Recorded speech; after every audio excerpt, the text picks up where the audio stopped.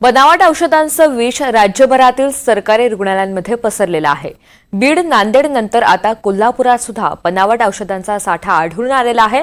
कोल्हापुरात बनावट औषधांचा पुरवठा करणाऱ्या कंपनीला नेमकं कुणाचं अभय मिळतंय? सरकारी रुग्णालयांवर विश्वास ठेवून उपचार घेणाऱ्या रुग्णांच्या जीवावर कोण उठलंय?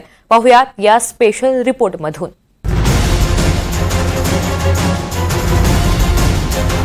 राज्यात गेल्या काही दिवसांपासून बनावट औषधांचा सुळसुळाट दिसून येतोय।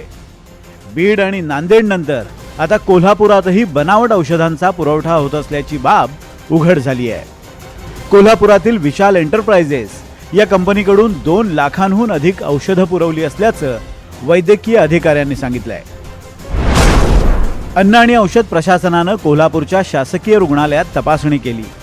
अधिकाऱ्यांना तपासणी दरम्यान बनावट औषधांचा साठा आढळून आलाय।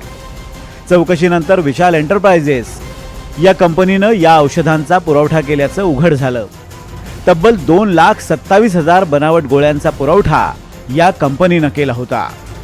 यापैकी 1,37,500 गोळ्या रुग्णांना देण्यात आल्यात। याच कंपनीनं कोल्हापूरसह इतरही जिल्ह्यात औषध पुरवठा केल्याचं समजतंय। राज्यभरात सध्या औषध बनावटीचं प्रकरण जे आहे ते चर्चेत आहे आणि याच प्रकरणामध्ये कोल्हापुरातल्या विशाल एंटरप्राइजेस या कंपनीचं नाव जे आहे ते गोवलं जाण्याची जे कुठेतरी प्रकरण जे समोर आलेलं आहे। मी सध्या याच विशाल एंटरप्राइजेस ज्या डिस्ट्रीब्युटेड शॉप बाहेर आहे, ही सगळी दृश्य जी आहेत ते आपण पाहू शकतो की विशाल एंटरप्राइजेसची ही सगळी दृश्य आहेत ज्या कोल्हापूरमध्ये सुद्धा कोल्हापूर जिल्हा परिषदेच्या आरोग्य विभागामध्ये या विशाल एंटरप्राइजेसनं औषधांचा जो साठा आहे तो साठा पुरवल्याची कुठेतरी माहिती अधिकाऱ्यांनी दिली आणि त्याचबरोबर कोल्हापूर व्यतिरिक्त इतरही जिल्ह्यांमध्ये याच विशाल एंटरप्राइजेसनं औषध साठा जो आहे तो पुरवठा केल्याची माहिती आहे। ती माहिती संपूर्ण तपासामधून समोर आलेली आहे। मात्र कोल्हापुरात आरोग्य यंत्रणांनी रुग्णांच्या जीवाशी खेळ केल्यामुळे नागरिकांमध्ये तीव्र संतापाची भावना आहे। महाराष्ट्राच्या तब्बल 11 जिल्ह्यांमध्ये बनावट औषधांची विक्री होत असल्याचा अहवाल एफडीएनं सादर केलाय। अँटीबायोटिक औषधांच्या गोळ्यांमध्ये अँटीबायोटिक ऐवजी मक्याची आणि टॅल्कम पावडर वापरली जाते। ॲझिमसिम 500, रिक्लॅव 625, फॉर्मॉक्स LB 625, ॲमॉक्सिलिन 250, सिप्रोफ्लोक्सिम, लिव्होफ्लोक्सिम, सेफिक्सिम आणि बिफोसिव्ही यासह नॅक्लॉस या औषधांच्या बनावट गोळ्या अनेक शासकीय रुग्णालयांमध्ये पसरल्या। ठाणे जिल्ह्यातून हे बनावट औषधांचं रॅकेट संपूर्ण राज्यभर चालवलं जात असल्याची माहिती समोर आली आहे आणि या सगळ्यांचं कनेक्शन आहे उत्तराखंडच्या हरिद्वारशी।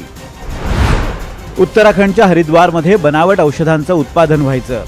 हरिद्वार नंतर औषधं उत्तर प्रदेशमधून ठाण्यात दाखल व्हायची।